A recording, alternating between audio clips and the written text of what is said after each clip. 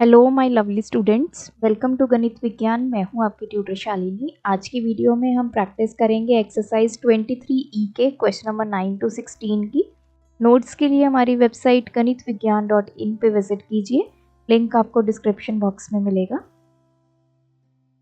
Question number 9, a rectangle has 15 centimetre as its length. एक rectangle है, उसकी length है 15 सेंटीमीटर और जो एरिया है वो है 150 centimetre square. Its area is increase to 1/3 times the original area by increasing only its length. अब हमने क्या किया, इसकी लेंथ को बढ़ा दिया, विड्थ सेम रही, लेंथ हमने इंक्रीज कर दी और अब एरिया जो है वो 1/3 टाइम्स हो गया पुराने वाले एरिया के। दिस इज एरिया, न्यू लिख देते हैं, ये नया रेक्टेंगल है तो इसका एरिया 1/3 टाइम्स इंक्रीज हो गया। सिर्फ हमने लेंथ को इंक्रीज किया है, विड्थ हमारी सेम है। अब इसका हमें पेरीमीटर निकालना है, इट्स न्यू पेरीमीटर। पेरीमीटर का फॉर्मूला क्या होता है, 2 × L + B। अब इसका ना हमारे पास लेंथ है ना हमारे पास ब्रेड्थ है, तो दोनों कैलकुलेट करेंगे फिर ही हम इसका पेरीमीटर निकाल पाएंगे। अब देखिए, ये पुराने वाले रेक्टेंगल पे आते हैं। हमें एरिया गिवन है 150 सेंटीमीटर स्क्वायर, लेंथ गिवन है इसकी 15 सेंटीमीटर। एरिया का फॉर्मूला क्या होता है, L × B। तो 150 = 15 × B। यहाँ से हम 50, ये जो B की वैल्यू है वो निकाल पाएंगे, दैट इज 10। तो ब्रेड्थ हमारे पास आ गई 10 सेंटीमीटर। This is 10 centimetre. इसकी भी ब्रेड्थ क्या आ गई, 10 सेंटीमीटर, क्योंकि सिर्फ लेंथ इंक्रीज हुई है, ब्रेड्थ आपकी सेम है। तो B की वैल्यू तो हमें मिल गई 10। What about L? अब लेंथ हमने फाइंड करनी है। अब देखिए, एरिया ऑफ न्यू रेक्टेंगल क्या बोला है कि पुराने वाले एरिया से कितना बढ़ गया, 1/3 टाइम्स।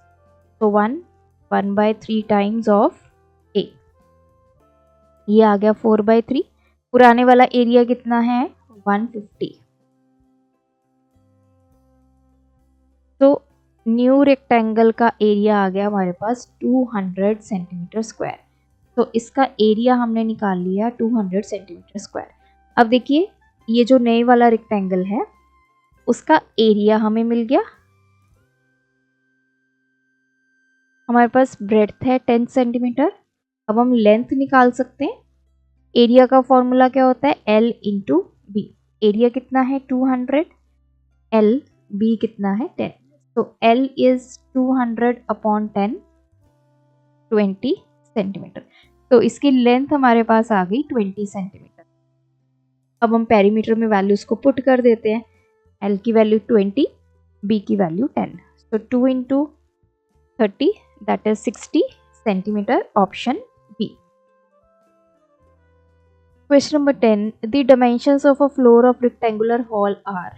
हमारे पास एक रेक्टेंगुलर हॉल है, उसकी फ्लोर की डायमेंशंस गिवन है 4 मीटर और ये 3 metre. Is to be tiled fully with 8 centimetre × 6 centimetre rectangular tiles. अब देखिए, यहाँ पे टाइल्स लगानी है। टाइल की हमें डायमेंशन गिवन है जो हमने इस फ्लोर पे लगानी है, 8 centimetre × 6 centimetre. The number of tiles required is, इस पूरे हॉल में कितनी टाइल्स लगेंगी। तो नंबर ऑफ टाइल्स कैसे निकालते हैं, that is area of hall divide by area of tile. पहले हम निकालते हैं area of hall. Length into breadth, 4 × 3, ये आ गया 12 मीटर स्क्वायर। अब हम निकालेंगे area of tile, L × B। अब देखिए, जो टाइल की डायमेंशन है ये हमें सेंटीमीटर में गिवन है, तो 8/100 हो गया, ये मीटर में कन्वर्ट हो गया, इनटू विड्थ हमें गिवन है 6 सेंटीमीटर, तो 6/100, ये आ गया 48 मीटर स्क्वायर। अब ये दोनों वैल्यूज हम यहाँ पुट कर देते हैं। एरिया ऑफ हॉल 12/48, ये वैल्यू ऊपर चली जाएगी फॉर द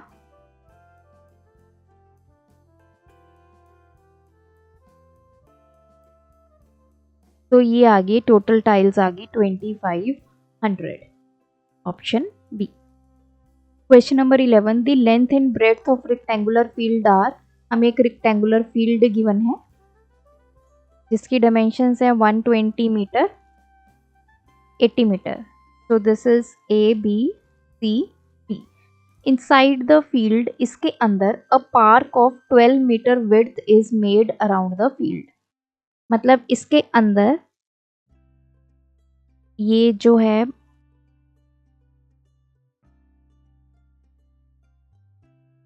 एक पार्क बना जिसकी विड्थ कितनी है 12 मीटर।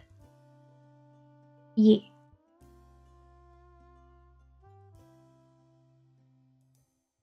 मैंने सभी साइड्स में से ये 12 मीटर छोड़ दिया।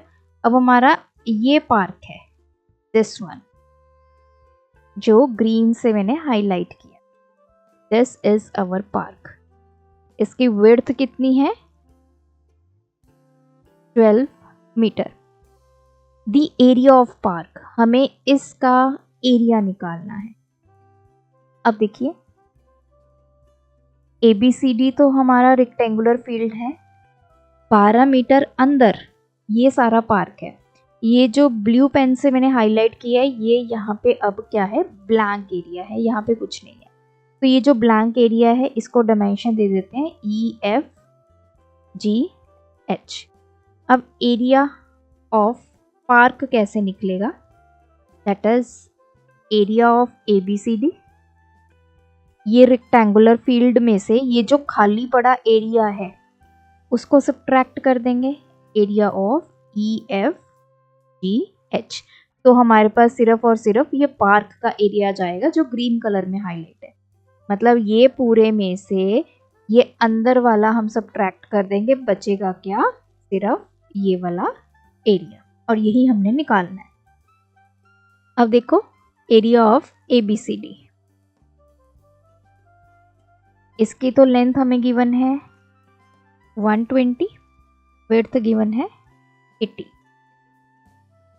तो ये हो गया 9600 मीटर स्क्वायर। अब हम फाइंड करेंगे एरिया ऑफ EFGH, ये जो बीच में खाली जगह पड़ी है। अब देखो ये कंप्लीट 120 मीटर है, इधर ये इतना, पार्क की विड्थ कितनी है 12 मीटर, इस तरफ भी कितनी है 12 मीटर। इस पूरे में से इधर वाला 12 मीटर और इधर वाला 12 मीटर अगर निकाल देंगे तो हमारे पास सिर्फ E से लेकर F तक की लेंथ आ जाएगी। सो 120 में से 12 ये वाला लेफ्ट हैंड साइड वाला और 12 राइट हैंड साइड वाला एरिया निकाल देंगे तो लेंथ आ गई। इसी तरह विड्थ कितनी है टोटल 80, 80 में से ये अपर 12 मीटर और ये वाले 12 मीटर ये सब्ट्रैक्ट कर देंगे तो हमारे पास विड्थ आ जाएगी -24 इंटू 80 - 24, तो ये आ गया 96, ये आ गया 56। मल्टीप्लाई कर लेते हैं, ये आ गया 57,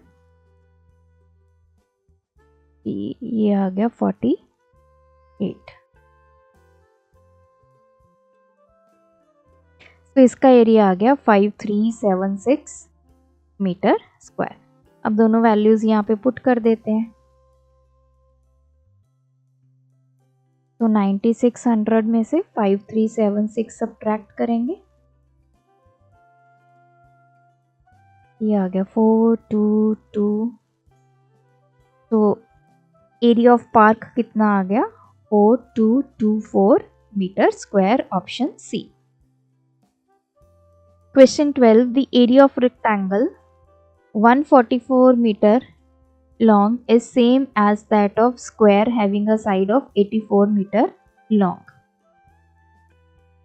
अब हमारे पास एक रेक्टेंगल है, एक है स्क्वायर। रेक्टेंगल की लेंथ गिवन है 144 मीटर और स्क्वायर की साइड गिवन है 84 मीटर। इसका एरिया और इसका एरिया आपस में क्या है, सेम है। द विड्थ ऑफ रेक्टेंगल, इसकी हमने विड्थ निकालनी है। अब देखिए, area of rectangle is equals to area of square, ये हमें गिवन है। रेक्टेंगल का एरिया लेंथ इंटू ब्रेड्थ और स्क्वायर का एरिया क्या होता है, साइड का स्क्वायर। तो लेंथ हमें गिवन है 144 इंटू बी, साइड हमें गिवन है 84 का square into b is equals to, ये हो गया 84 इंटू 84 लिख सकते हैं। तो b is equals to 84 into 84 by 144। तो ये 2 के टेबल पे 72, 42 अगेन 36, 21, 3 के टेबल पे ये 12, 7 और ये आ गया 7 इंटू 7 49। तो हमारे पास जो विड्थ है वो आ गई 49 metre, option C. Question 13. If the side of a square is doubled, then the ratio of the area of resulting square to that of given square. हमारे पास पहले एक स्क्वायर है, इसकी एक साइड है। अब हमारा फिर से एक स्क्वायर हमने बनाया, ये जो साइड थी इसको हमने डबल कर दिया। अगर पहले s थी तो अब 2s हो गई। अब हमने एरिया का रेशो निकालना है। अब देखिए क्या है, लेट इसका एरिया हम a ले लेते हैं, इसका एरिया ए आर ले लेते हैं। Ratio of the area of resulting square, मतलब पहले इसका ए आर अपॉन ए हमने फाइंड करना है। Area of resulting square to original जो आपका स्क्वायर है। अब इसका एरिया क्या होगा, साइड का स्क्वायर होता है, तो मैंने एस ले लिया, एस का स्क्वायर। अगर मैं इसका एरिया निकालूं, फॉर्मूला क्या होता है, साइड स्क्वायर। साइड की वैल्यू क्या है यहाँ पे 2s, क्योंकि ये डबल हो गई। तो area of resulting square upon area किसके इक्वल आ गया, 2s का स्क्वायर अपॉन s का स्क्वायर। ये आ गया 4s square upon s square, s square से s square cancel. A R upon A is equals to 4/1, तो रेशो आ गई 4:1, option D. 14th is a coloured cloth. एक क्लोथ की डायमेंशंस गिवन है, लेंथ गिवन है 1.75 मीटर और जो विड्थ है वो सेंटीमीटर में गिवन है। इसके हमने स्क्वायर शेप में हैंकी जो हैं वो बनाने हैं, उसकी हमें डायमेंशंस गिवन है, साइड गिवन है 35 centimetre. Number of handkerchiefs made is, कितने हैंकी बनेंगे, तो नंबर ऑफ हैंडकरचीफ कैसे कैलकुलेट करेंगे, area of cloth divide by area of 1 handkerchief. पहले हम एरिया ऑफ क्लॉथ निकालते हैं, लेंथ इंटू ब्रेड्थ, क्योंकि रेक्टेंगल फॉर्म में है। लेंथ तो हमारी 1.75 मीटर है और जो हमारी विड्थ है वो सेंटीमीटर में गिवन है 105, तो इसको डिवाइड कर लेंगे बाय 100, तो ये आ गया 1.75 इंटू 1.05। अभी मैं इसको ऐसे ही रखूंगी, हो सकता है बाद में ये कैंसिल हो जाए क्योंकि डिवाइड करेंगे। अब एरिया ऑफ 1 हैंडकरचीफ, अब ये स्क्वायर फॉर्म में है तो इसका एरिया क्या होगा, साइड का स्क्वायर। साइड क्या गिवन है, 35 सेंटीमीटर में गिवन है, इसको भी हमें पहले मीटर में कन्वर्ट करना होगा, फिर उसका स्क्वायर करेंगे। तो ये आ गया 0.35 का स्क्वायर। तो अब ये दोनों वैल्यूज हम यहाँ पे पुट कर देते हैं। एरिया ऑफ क्लॉथ कितना है, 1.75 इंटू 1.05, हैंडकरचीफ है 0.35 का स्क्वायर। तो यहाँ पे मैं कैलकुलेशन कर देती हूँ इसकी।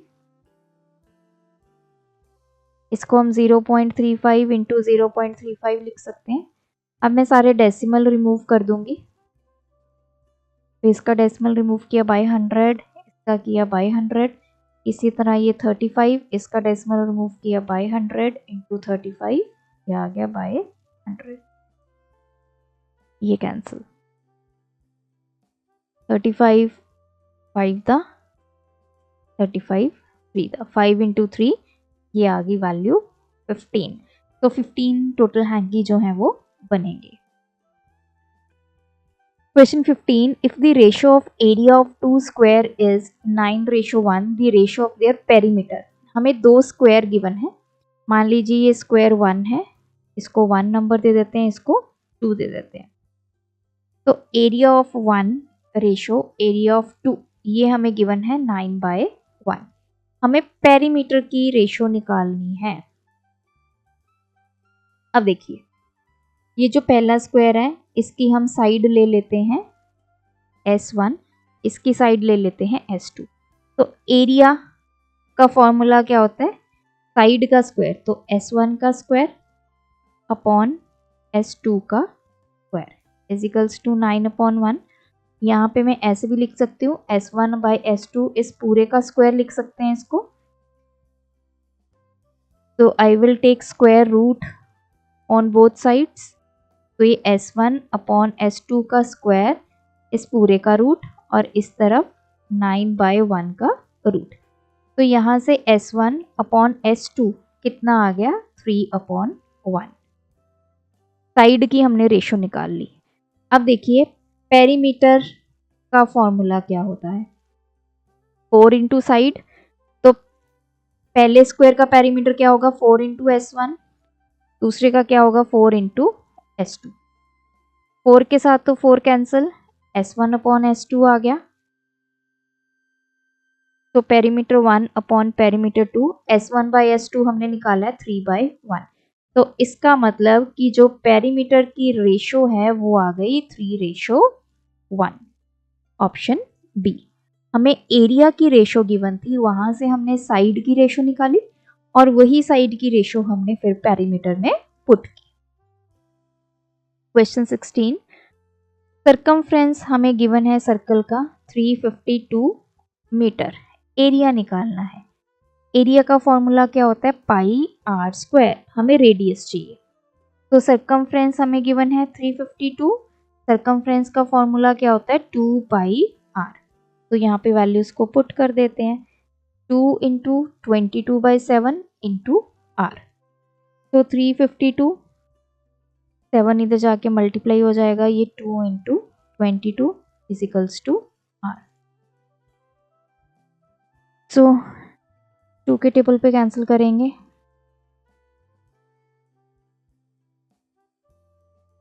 7 6, अगेन 2 के टेबल पे ये 11 8 था। r की वैल्यू आ गई 56 मीटर। यही वैल्यू अब हम एरिया में पुट करेंगे। पाई की वैल्यू 22/7, r कितना है? 56, इसका स्क्वायर 56 इंटू 56। तो ये हो जाएगा 8 2 16, 176 इंटू 56।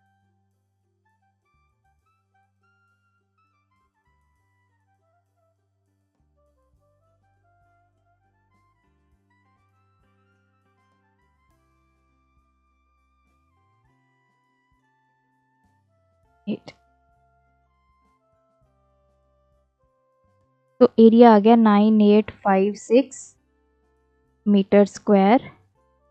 Option D. तो ये थे हमारे आज के वीडियो के क्वेश्चंस। आप भी प्रैक्टिस कीजिए। कोई डाउट है कमेंट ड्रॉप करें। Thanks for watching. बढ़ाना है ज्ञान, फॉलो गणित विज्ञान।